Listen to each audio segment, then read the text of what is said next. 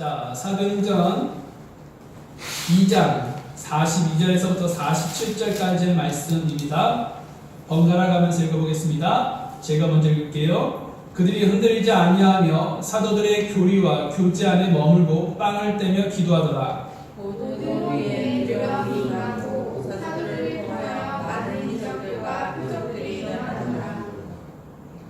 믿은 모든 사람들이 함께 지내며 모든 것을 공동으로 소유하고 자기 소유와 재산을 팔아 각 사람의 필요대로 모든 사람에게 나누어 주며 또 날마다 한 마음이 되어 성전에 거하고 집에서 집으로 돌아가며 빵을 떼면서 단일한 마음으로 즐겁게 자기들의 음식을 먹고 하나님을 찬양하며 온 백성에게 구원을 얻으니 주께서 구원받아야 할 자들을 날마다 교회에 더하시니라.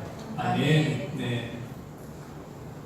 여러분 그 사람들이 살아가는데 매우 중요한 것이 있는데 그것이 바로 돈일 것입니다. 왜냐하면 일상생활에서 꼭 필요한 것들을 모두 돈으로 살 수 있기 때문이라는 것이죠. 단순한 예로 밥을 먹고 싶어도 돈이 없으면 먹을 것을 살 수가 없죠. 먹을 것을 살 수 없다는 것은 밥을 먹을 수가 없다는 말이 되는데, 자, 그러면 사람이 먹지 못하면 결국 어떻게 되겠습니까? 네, 죽을 수밖에 없다는 것이죠. 그래서요, 사람에게 돈은 생활하는데 꼭 필요하다는 것입니다. 성경도요, 돈을 사랑하지 말라고 했지 돈을 정죄하지는 않는다는 것입니다.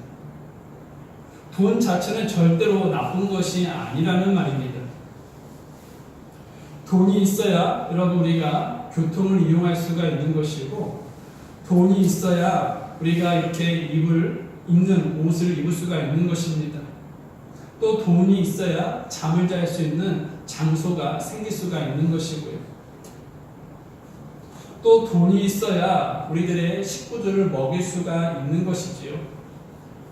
그래서 돈을 벌기 위해 매일 일하러 가는 거 아니겠습니까?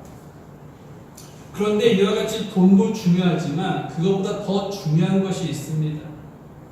그것이 무엇이겠습니까? 바로 건강이겠지요. 건강해야 돈을 벌 수가 있는 것이고, 또 건강해야 번 돈을 쓸 수가 있는 것입니다. 또 건강해야 인생을 즐겁게 지낼 수가 있는 것이죠. 여러분 한평생 개미처럼 일하면서 돈을 모았다가 이제는 돈을 쓰려고 할 때 건강이 나빠지면 어떻게 될까요? 네, 삼성전자 회장이었던 이건희 회장처럼 되는 것이죠. 이게 무슨 말입니까? 네, 물론 이건희 회장님은 생전에 돈을 못 쓰고 병실에 누워있는 것은 아닙니다. 하지만 이건희 회장님은 지금 어떠한 상태인지 아십니까? 네, 최근에 제가 뉴스를 보니까 지금 건강이 너무나도 악화가 되어서 의사소통까지도 불가능한 그런 상태라고 합니다. 재작년까지는 의사소통이 가능했다고 했었습니다. 그런데 작년 한 8월달인가 9월달 그쯤에는 이제 의사소통도 불가능한 상태가 되었다. 그래서 병실에 누워있다라는 그런 기사를 읽은 적이 있습니다. 여러분, 그래서 우리가 돈보다는 몸의 건강이 더 중요하다는 것이죠. 교회도 마찬가지라는 것입니다. 교회도 병들면 정상적인 그런 활동을 할 수가 없게 되는 것입니다. 그래서 교회가 건강해야 한다는 것이죠. 자, 그렇다면 어떤 교회가 건강한 교회일까요? 혹시 사람이 많이 모이는 교회가 건강한 교회일까요? 여러분, 세계에서 가장 큰 교회가 어느 교회인지 아십니까? 한국에 있는 교회인데요. 바로 여의도에 있는 순복음 교회라고 합니다. 그리고 세계에서 가장 큰 감리교회가 어느 교회인지 아십니까?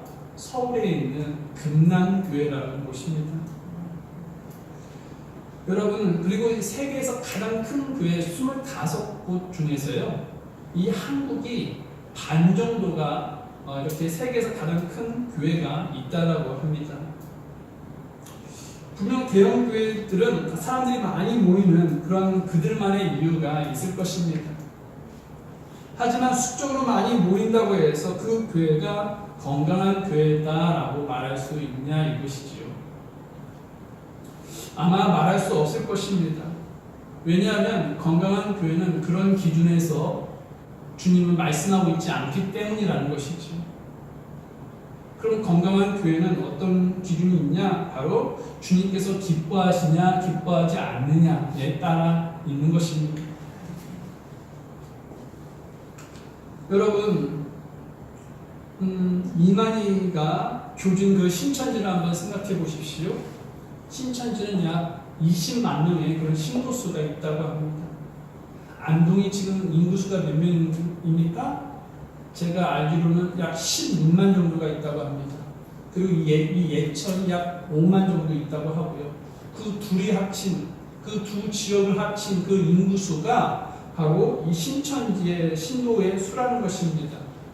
우리 교회와 비교하면 정말 어마어마한 그런 신도수가 있는 것이죠. 자, 그러면 그 교회가 정말 좋은 교회일까요? 그 교회는 건강한 교회라고 할 수가 있을까요? 여러분, 물론 그 신천지는 교회가 아닙니다.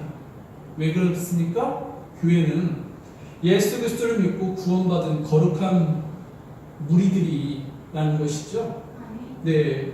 그런데 신천지는요, 이만희를 누구로 믿고 있습니까? 재림주로 믿고 있죠. 하나님으로 믿고 있다는 것이죠. 그래서 그들은 하나님이라고 그 이만희를 신격화하고 있습니다. 그래서 그것은 교회가 아니라 이단, 사이비 집단이라는 것이죠. 아무튼 사람이 많이 모인다고 해서 좋은 교회가 되는 것은 아닙니다. 또 반대로 적게 모인다고 해서 그 교회가 좋은 교회냐? 또 그것도 아니라는 것이죠. 앞서 제가 말씀드렸다시피 주님이 기뻐하시는 교회가 좋은 교회이며 건강한 교회다라는 것입니다. 그러면 그런 교회는 어떤 교회일까요? 그런 교회 중에 하나가 본문에 나와 있는 이 초대교회라는 것이죠. 지금 이 초대교회는 보통 우리가 어떤 교회라고 부르냐면 예루살렘 교회다라고 부르고 있습니다. 이 본문에 나와 있는 이 예루살렘 이 교회는요, 교회에 그런 침체가 오거나 또 위기가 오거나 교회 모습이 바람직하지 못할 때 흔히 하는 말이 우리 모두 초대교회로 돌아가자라는 말을 합니다. 이와 같이 초대교회는 아름답고 건강한 교회로서의 모습을 제시한다라고 볼 수 있다는 것이죠. 그러나 초대교회가 전혀 문제점이 없는 그런 완벽한 또 완전한 교회는 아니었다라는 것입니다. 사도행전 5장을 보게 되면요, 아나니아와 삽비라가 나오는데 그들은 초대교회의 성도였지만, 즉 예루살렘 교회의 성도였지만 누굴 속였습니까? 성령님을 속였죠. 왜 속였습니까? 욕심 때문에 헌금을 완벽하게 드리지 않고 헌금 일부를 감췄다라는 것이죠. 그래서 그 아나니아와 삽비라의 부분은 어떻게 됐습니까? 네, 하나님을 속였기 때문에 그 자리에서 즉사하고 말았습니다. 또 사도행전 6장 말씀을 보게 되면 히브리 성도들이 그리스말 하는 그런 과부들을 좀 따돌림을 했던 그런 장면들이 기록이 되어 있습니다. 그러면서 그들에게는 올바른 그런 배급을 하지 않는 그런 기록들이 실려 있는데요. 그런 것으로 인해서 그 교회가 잠시 헬라파 교회와 유대파 교회로 나뉠 뻔했던 그런 갈등 속에 있었던 그런 교회였다라는 것이었습니다. 또 여러분, 바깥에서는요, 유대인들이 교회 사람들을 핍박하고 박해하는 그런 어려움을 겪었던 그런 교회도 예루살렘 교회였다라는 것이지요.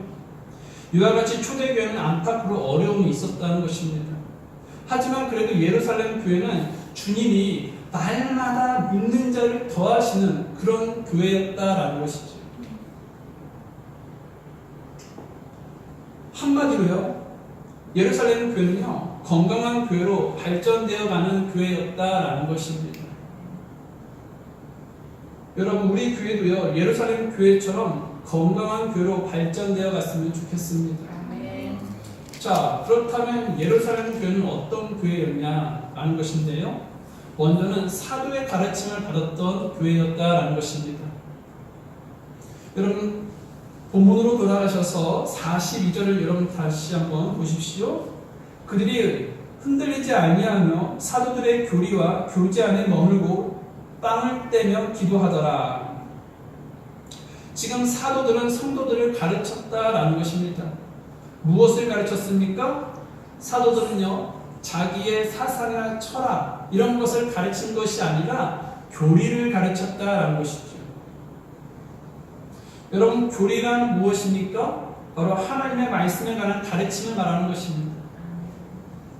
사도들은 예수 그리스도의 십자가와 부활을 예수님을 믿고 침례받은 성도들에게 이와 같이 가르쳤다라는 것입니다. 왜냐하면 주님께서 하늘로 올라가시기 전에 제자들에게 무엇을 명령하셨습니까? 마태복음 28장 20절에 무엇이든지 내가 너에게 명령한 모든 것을 가르쳐 지키게 하라라고 말씀하셨기 때문이라는 것이죠. 사도들은 예수님의 명령에 순종하여 교리를 가르쳤던 것입니다. 그런 가르침 속에 본절을 보니까 그들이 흔들리지 아니했다라는 그런 기록이 여러분 보이십니까? 그러면 무엇이 흔들리지 않았던 것입니까? 바로 그들 안에 있는 교리, 교회 안에 있는 그런 교리가 흔들리지 아니했다라는 것입니다. 여러분, 그들은 하나님의 말씀에 흔들리지 않았던 것입니다. 그래서 교회는 하나님의 말씀을 어떻게 해야겠습니까? 가르쳐야 한다라는 것이죠. 그리고 배우는 위치에 있는 성도들은 가르침을 귀하게 여기고 배우는 데에 열심을 내어야 하겠습니다. 마치 베레아 성도들이 준비된 마음으로 말씀을 받아들이면서 그것들이 그러한가 하여 날마다 성경 공부를 했던 것처럼 말입니다. 그러면 어떻게 해야 배우는 데 열심을 낼 수 있는 것입니까? 바로 겸손을 해야 한다는 것이죠. 겸손해야 배우는 데 열심을 낼 수가 있습니다. 여러분, 교만한 사람은요, 아는 것도 없으면서 다 안다라고 생각하고 더는 배우려 하지 않는다라는 것입니다. 그러나 여러분, 겸손한 사람은 어떻습니까? 언제나 누구에게나 고개를 숙인다라는 것이죠. 그러면서 배운다라는 것입니다. 초대교회 사람들은 무척이나 겸손했음을 알 수가 있다는 것이죠. 겸손했기에 사도들의 가르침을 받아들인 것입니다. 여러분, 사도들, 즉 가르치는 그 사람들이 누구였습니까? 네, 갈릴리 어부들이었습니다. 그들은 무식한 사람들이었다는 것이죠. 그럼에도 불구하고 예루살렘 성도들은요, 베드로와 사도들의 가르침에 배우려고 했다는 것입니다. 이것은 영적인 겸손이다라고 할 수가 있습니다. 우리 교회도 이러한 영적인 겸손이 있기를 바랍니다. 우리 교회에 어떤 분이 교사가 되고 또 어떤 분이 목사가 될지는 모르겠지만 가르치는 자를 2배나 존경하며 따를 수 있기를 바랍니다. 왜냐하면 디모데전서 5장 17절에서 다음과 같이 말씀해주고 있기 때문이라는 것입니다. 제가 읽어드리겠습니다. 잘 다스리는 장로들을 2배나 존경할 자로 여기되 특별히 말씀과 교리로 수고하는 자들에게 그리할지니라. 여러분, 가르치는 자의 권위를 인정하지 않는 교만으로는 절대 배울 수가 없는 것입니다. 그러므로 말씀 사역자들의 권위를 항상 그 겸손을 유지할 수 있기를 바랍니다. 또 예루살렘 교회는 어떤 교회였습니까? 여러분, 본절을 한번 보십시오. 본절을 다시 보시면 예루살렘 교회는 서로 교제하는 교회였다라는 것을 알 수가 있습니다. 교제는 하나님의 말씀을 듣고 배우는 것 못지않게 신앙생활에서 매우 중요한 것입니다. 그럼 여기서 말하는 교제는 무엇입니까? 바로 술을 마시고 노래 부르는 그런 세속적인 교제를 말하는 것입니까? 또한 이성들끼리 교제하는 그런 교제를 말하는 것입니까? 또한 음악회를 가거나 예술 활동을 하는 그런 교제를 말하는 것입니까? 아니라는 것이지요. 여기서 말하는 교제는 하나님의 말씀 속에서 배운 것들을 서로 나누고 함께 기도하는 시간을 갖는 그러한 교제를 말하는 것입니다. 여러분, 아무리 연차가 있는 그리스도인이라 할지라도 다들 넘어지게 되어 있는 것입니다. 왜냐하면 사람들은 다 연약하기 때문이라는 것이죠.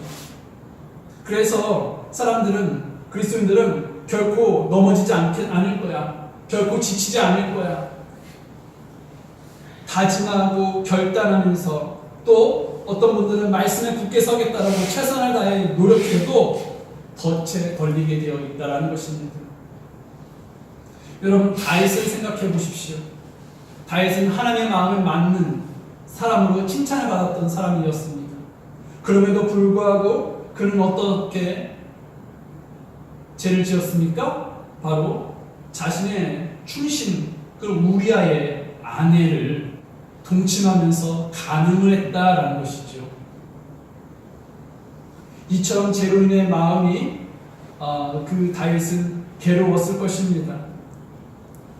왜냐하면 그는 간음을 했던 그런 죄를 지었기 때문이라는 것이죠.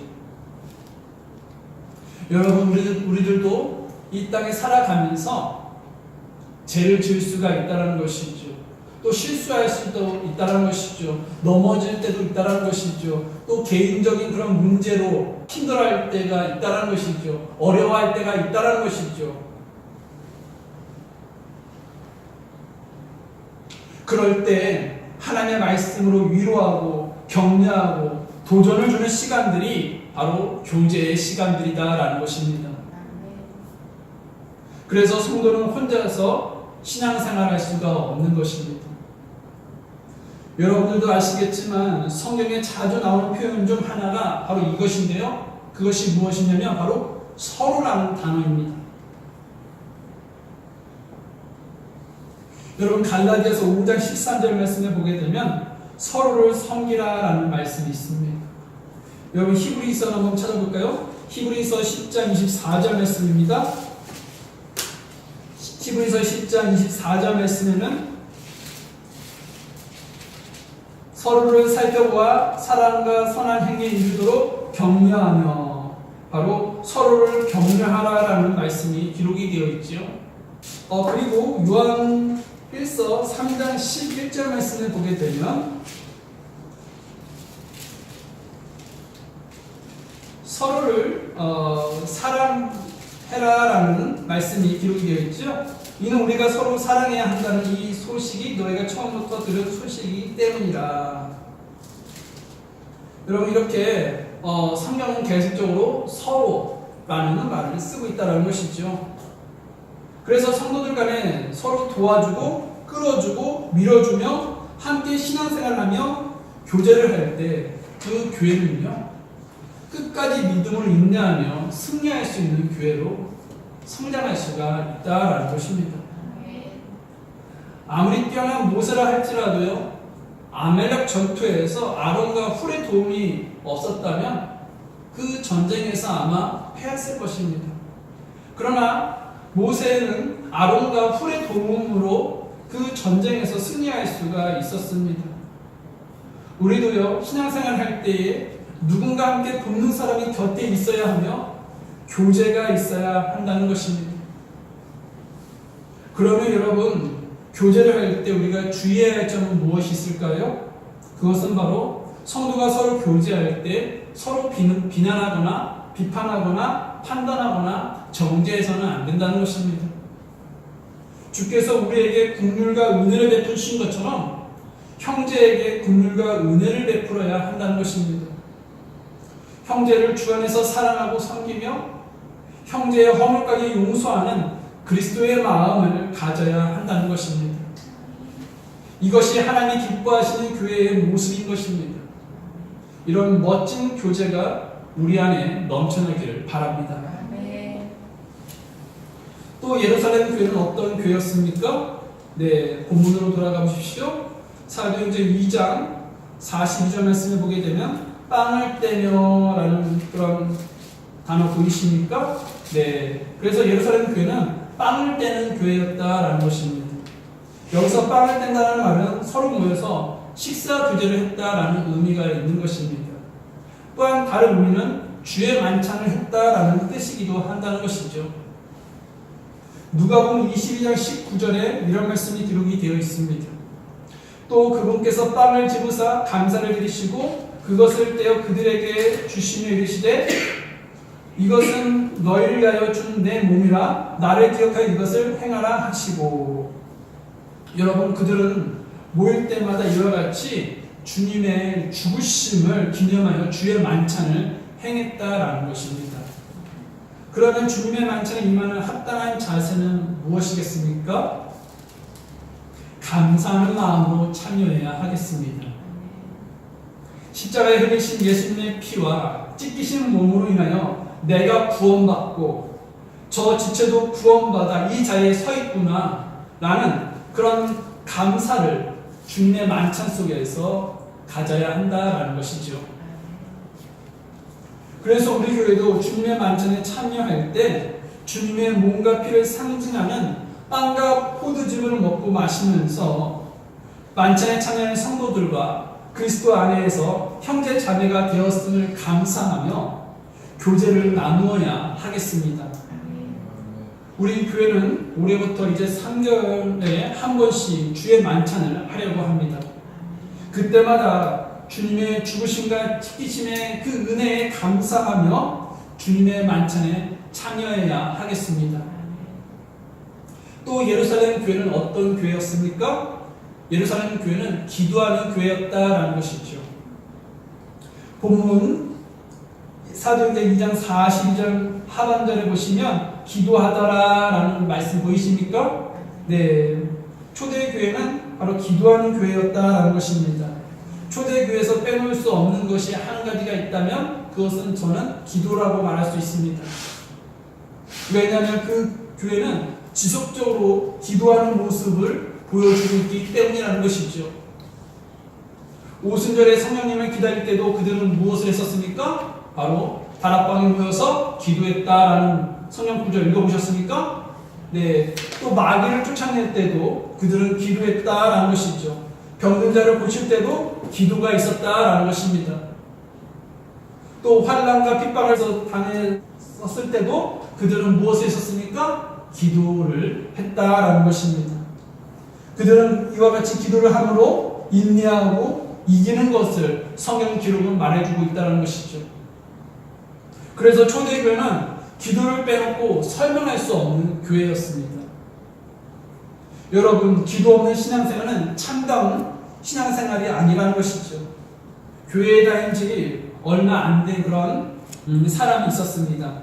그러나 한동안 왜 기도를 해야 할까라는 그런 궁금증이 있었습니다. 그래서 담임 목사님을 찾아갔습니다. 목사님, 왜 기도를 해야 합니까? 라는 그런 물음을 던졌었습니다. 그러자 목사님은 형제님, 왜 뻐꾸기가 왜 울지요? 또 독수리가 왜 하늘을 날아다니죠? 라고 물었습니다. 그러자 그 초신자가 그건 다 그냥 자연스러운 그런 발생 아닙니까? 라고 대답을 했다고 합니다. 그러자 목사님은 이렇게 얘기했죠. 바로 그것입니다.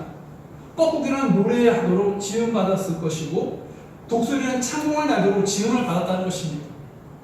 그리고 사람도 하나님께 기도하도록 지음을 받았습니다라고 얘기를 건네주었다고 합니다. 기도는 인간이라면 누구나 당연히 해야 할 행동이라는 것이죠. 해도 좋고 안 해도 좋은 게 아니라는 것입니다. 왜 그렇습니까? 네, 기도는 영적인 호흡이기 때문이라는 것입니다. 사람은 숨을 쉬어야 육체의 생명이 유지가 되는 것, 사람이라면 다 알 수가 있는 거 아니겠습니까? 마찬가지입니다.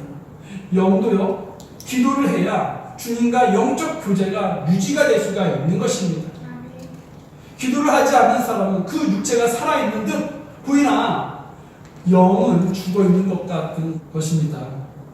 기도는 위기를 극복하는 최상의 열쇠일 수 있습니다. 여러분, 모세를 생각해 보십시오. 이스라엘 백성들이 모세를 향하여 고함을 칩니다. 왜 우리를 여기서 죽게 하느냐? 모세를 향해 원망의 말을 쏟아냅니다. 만나를 달라, 고기를 달라, 물을 달라. 모세에게 이렇게 백성들은 삿대질을 하면서 외쳤습니다. 근데 모세는 절대로 그들에게 저주를 하거나 또 그들에게 배은망덕이라고 하면서 목을 치지도 않았다는 것이죠. 또 고함을 쳐서 그들을 제압하지도 않았다는 것입니다. 그러면 모세는 무엇을 했습니까? 바로 무릎을 꿇었다라는 것입니다. 하나님 앞에 두 손을 들고 겸손하게 모세는 기도했다라는 것입니다.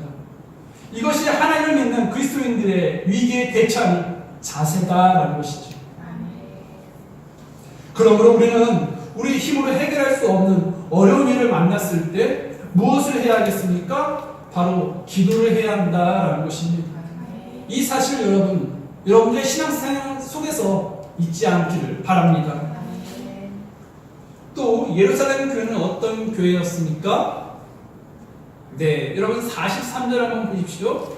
여러분 본문 사도행전 2장 43절 말씀을 보게 되면 모든 혼 이에 두려움이 임하고 사도들을 통하여 많은 이적들과 표적들이 일어나더라.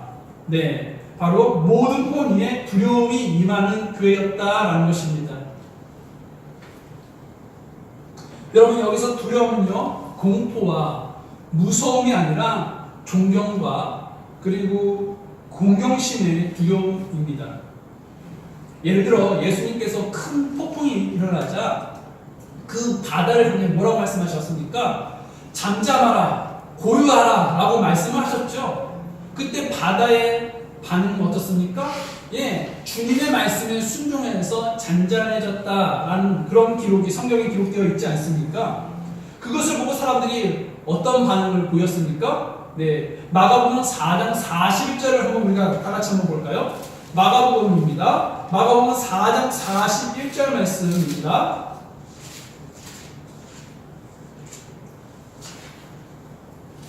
다 같이 읽어보겠습니다. 마가복음 4장 41절 말씀 시작. 그들이 심히 두려워하며 서로 이르되 이분이 어떤 분이시기에 심지어 바람과 바다도 그분께 순종하는가 하더라. 아멘. 네. 지금 사람들의 반응은 바로 두려움이었는데 그 두려움은 지금 주님의 이런 놀라운 이적, 기적에 대한 그런 공경과 또 존경에 대한 그런 두려움이었다라는 것을 이 뉘앙스만 봐도 알 수가 있다는 것이죠. 이와 마찬가지로 사도들이 많은 이적과 표적들을 나타내자 사람들은요 그들을 존경하면서 영적 두려움을 갖게 되었다라는 것입니다. 성경에 나타난 사도들의 이적과 표적을 살펴보면요 굉장히 많이 나와 있는데요. 여러분 사도행전 3장 말씀 한번 보십시오. 사도행전 3장 말씀을 보게 되면 베드로와 요한이 나옵니다. 그리고 40년 동안이나 한 번도 걸어보지 못한 그런 걷지 못한 자가 나오죠. 그런데 베드로와 요한이 그 걷지 못하는 사람은 어떻게 했습니까? 걷게 했죠. 네, 그것이 바로 사도행전 3장에 나오지 않습니까? 이에 사도행전 3장 6절 말씀 한번 눈으로 한번 확인해 보십시오. 이에 베드로가 이르되 은과 금은 내게 없거니와 내게 있는 것을 내게 주노니 나사렛 예수 그리스도의 이름으로 일어나 걸으라 하고 그의 오른손을 잡아 그를 일으키매 곧 그의 발과 발목뼈가 힘을 얻고 그가 껑충 뛰어 서서 걸으며 그들과 함께 성전으로 들어가면서 걷기도 하고 뛰기도 하며 하나님을 찬양하니라. 네. 여러분 이렇게 사도들은 이적과 표적을 보였다라는 것입니다. 또 있습니다. 여러분 사도행전 이번에는 9장을 한번 가볼까요? 사도행전 9장에 가게 되면요 베드로가 나오는데요. 그 곳의 지역에는 루다라는 지역이 있습니다. 그 루다라는 그 지역에 에냐라는 그런 사람이 있는데 이 사람은 마비병에 걸렸었습니다. 그러나 이 베드로가 어떻게 했습니까? 그 마비병에 걸린 그 에냐를 예수 그리스도의 이름으로 고쳐주었다라는 것이죠. 여러분 사도행전 9장 32절과 34절 말씀 한번 살펴볼까요? 자, 그때에 베드로가 모든 지역을 두루 다니다가 룻다에 거하는 성도들에게도 내려가니라. 그가 거기서 에니아라 하는 어떤 사람을 만났는데 그는 마비병에 앓아 8년 동안 자리에 누워 있더라. 베드로가 그에게 이르되 에니아야, 예수 그리스도께서 너를 온전하게 하시니 일어나 내 자리를 정돈하라 하매 그가 곧 일어나니 룻다와 사론에 거하던 모든 자들이 그를 보고 주께로 돌아오니라. 네, 이렇게 여러분 룻다에서도 에니아라는 그런 마비병에 걸린 사람이 예수 그리스도의 이름으로 고쳐졌다라는 것입니다. 또 있습니다. 여러분 같은 장에서 이제 욥바라는 그런 곳이 있는데요. 그 곳에 이제 다비다가 있었습니다. 그 다비다는요, 여러분 어떻게 하다가 이렇게 죽게 됐는데요. 여러분 그 죽은 그 다비다가 살아났다는 사건이 바로 사도행전 이 9장 36절에서부터 43절의 말씀에 기록되어 있다는 것을 우리가 눈으로 확인할 수가 있을 것입니다. 또 여러분 사도행전 16장으로 한번 가볼까요? 사도행전 16장에 가게 되면 바울이 등장하게 됩니다. 바울도 여러분 사도가 맞죠? 예, 바울이 빌립보라는 곳에 가게 되는데 그곳에 이제 소녀 한 사람이 있었습니다. 근데 그 소녀가 정상적인 소녀였습니까? 아니죠. 어떤 소녀였습니까? 점칠 여에게 사로잡힌 그런 소녀였다라는 것을 사도행전 16장에서 알 수가 있을 것입니다. 자, 그런데 이제 이 사도 바울이 이 소녀가 점칠 영에게 사로잡힌 것을 알고 그 영을 나가게 하여 그 소녀를 온전케 해줬다는 그 사건이 사도행전 16장 18절 말씀에 기록이 되어 있는데요. 여러 날 이같이 하거늘 바울이 근심하여 몸을 돌이켜 그 영에게 이르되 예수 그리스도의 이름으로 내가 네게 명하노니 그녀에게서 나오라 하매 그가 그 즉시 나오니라. 지금 그 소녀에게 점칠 영이 달라붙었던 것들이 나왔다라는 것을 알 수가 있다는 것이죠. 그래서 그 소녀는 온전케 되었음을 우리가 성경 기록을 통해서 알 수가 있습니다. 여러분 이번에는 우리가 사도행전 20장 말씀 한번 보겠습니다. 사도행전 20장 말씀을 보게 되면 바울이 또 등장합니다. 그리고 이제 드로아라는 그런 지역이 나오는데요. 여러분 이 내용은요 사도행전 20장 9절에서부터 16절 말씀에 기록이 되어 있는 내용입니다. 자, 그곳에서 이제 어떤 사람이 있었습니까? 네, 유도고라는 그런 청년이 있었습니다. 바울은 그곳에서 열심히 하나님의 말씀을 전하고 있었죠. 그런데 다락에서 그것도 몇 층짜리 다락이었습니까? 3층짜리 다락이었죠. 그런데 열심히 바울이 복음을 전했는데 그가 왠지 모르게 좀 그날은 좀 피곤한 일을 했던 것 같아요. 그래서 졸았죠. 졸았는데 그곳에서 떨어지고 말았다라는 것이죠. 그래서 그 자리에서 죽고 말았습니다. 그러나 여러분 바울이 예수 그리스도의 이름으로 그 유두부라는 청년을 어떻게 했습니까? 살렸다라는 그런 내용이 이 사도행전 20장에 기록이 되어 있다는 것을 여러분 눈으로 확인할 수가 있을 것입니다. 그리고 그 외에도요 사도들은요 이적과 표적을 많이 이 사도행전에서 나타냈음을 여러분의 눈으로 읽어보았을 것이라고 믿습니다. 자, 이제 사도들 당시 있었던 이러한 이적은 왜 이렇게 일어났습니까? 바로 복음 전파의 효과적인 그런 능력을 발휘하기 위해서 이렇게 사도들의 이런 이적과 표적을 보여줬다라는 것을 알 수가 있습니다. 그러나 여러분 지금은 이러한 표적들이 나타납니까? 네, 이런 표적들이 지금은 사라지고 나타나지는 않습니다. 다만 우리가 복음 전파의 수단으로 하나님께서는 우리에게 영적 선물들을 하나님께서 우리에게 주셨죠. 그래서 복음을 전하는 데에 도움을 주기 위해서 이러한 선물들을 허락해 주셨고 또 하나님은 우리에게 교회를 잘 세울 수 있도록 영적 선물들을 하나님은 선물로 허락하여 주셨습니다. 그래서 여러분 고린도전서 12장 말씀을 보게 되면 7절 말씀을 보십시오. 고린도전서 12장 7절 말씀입니다. 자, 각 사람에게 성령의 나타나심을 주신 것은 여기서 성령의 나타나심을 주신 것이라는 것은 이제 성령의 능력이라는 것이죠. 자, 그것으로 말미암아 모두가 유익을 얻게 하려 하심이라. 이 말씀은 바로 이 영적 선물들을 통해서 이 모든 교회가 유익을 얻게 해야 한다라는 그런 뜻이라는 것이죠. 그래서 여러분, 우리가 사모해야 하는 것은 바로 이적과 필요를 사모하는 것이 아니라 무엇을 사모해야겠습니까? 영적 선물들을 사모해야 한다는 것입니다. 여러분, 그래서 우리가 이런 영적 선물들을 사모할 수 있기를 바랍니다. 자, 또 예루살렘 교회는 어떤 교회였습니까? 바로 서로 나누어주는 그런 교회였다라는 것입니다. 여러분, 본문으로 돌아가 보십시오. 사도행전 2장입니다. 2장 44절에서부터 45절까지의 말씀입니다. 제가 읽어드리겠습니다.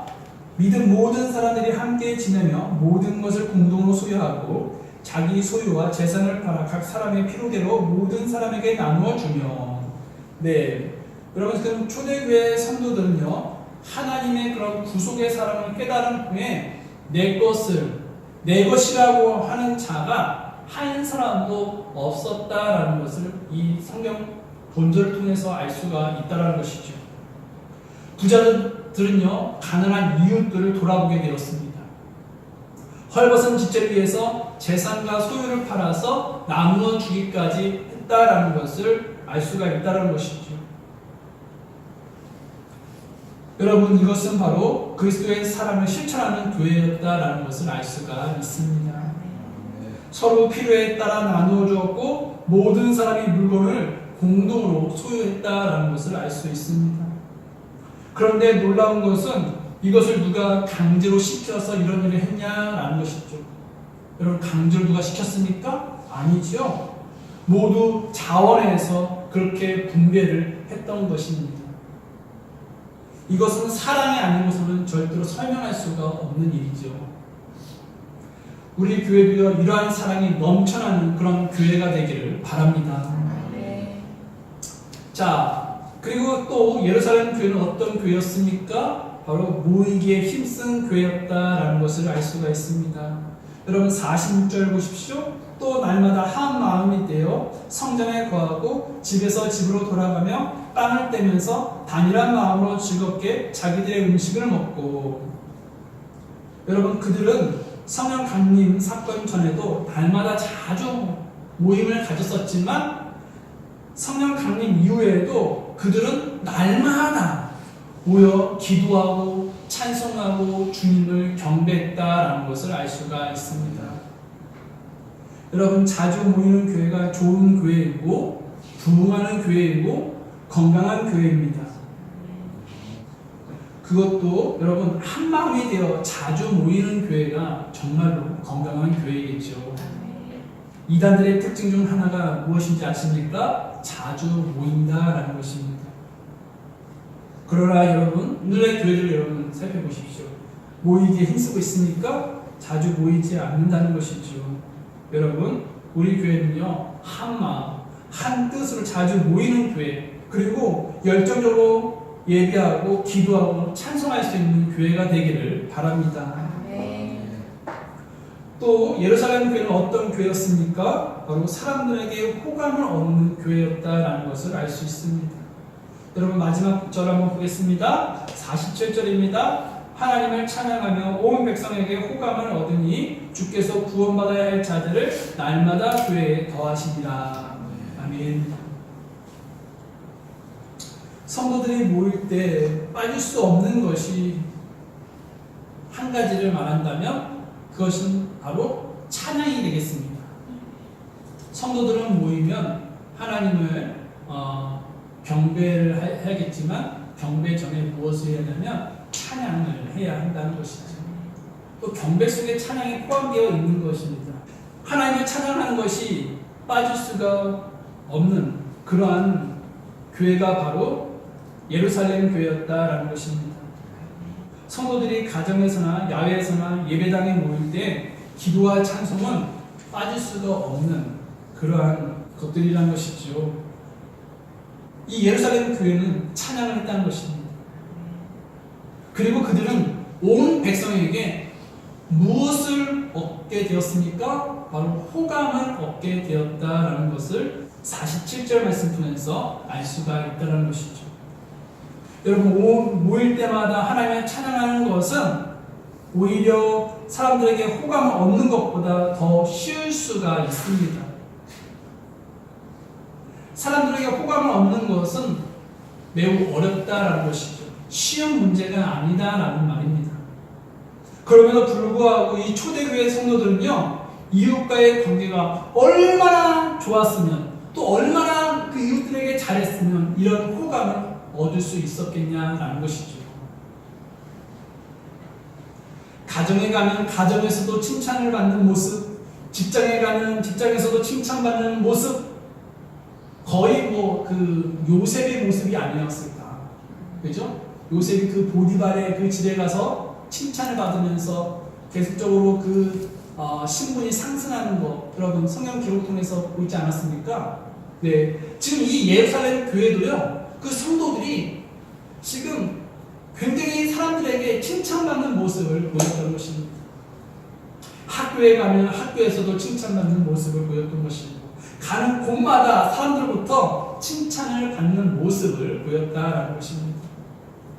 여러분, 이 예루살렘 교회는 정말 훌륭한 성도들이 모여 있었다는 것입니다. 여러분, 우리 교회도요, 믿는 사람은 뭐가 달라도 달라 하는 그런 칭찬을 들어야 할 줄 믿습니다. 어디에서건 어느 때이건 모든 사람들로부터 신임받고 또 존경받고 칭찬받아야 하겠습니다. 칭찬하는 것도 중요하겠지만 칭찬받는 존재가 되는 것이 더 중요하다는 것이죠. 그러므로 저와 여러분이 모든 사람들로부터 존경과 호감과 칭찬을 받을 수 있기를 바랍니다.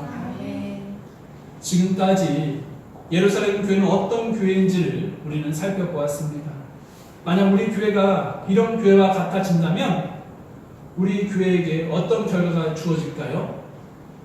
여러분, 이 사도행전 2장 47절 하반부를 보십시오. 이 마지막 부분의 말씀을 보게 되면 주께서 구원받아야 할 자들을 날마다 교회에 뭐 하신다고요? 더하시니라. 초대교회 당시 구원받은 사람들이 날마다 있었다라는 것을 이 성경 기록을 통해서 알 수 있습니다. 한 달 단위나 일주일 단위가 아니었습니다. 예루살렘 교회는 날마다 구원받는 사람이 교회에 더해졌습니다. 이 말은 수시로 회개하고 예수님을 믿는 사람들이 생겨났다라는 것을 뜻하는 것이죠. 성도 여러분, 초대교회와 같은 건강한 교회를 이루기 위하여 우리 모두 초대교회와 같은 성도들이 될 수 있기를 바랍니다.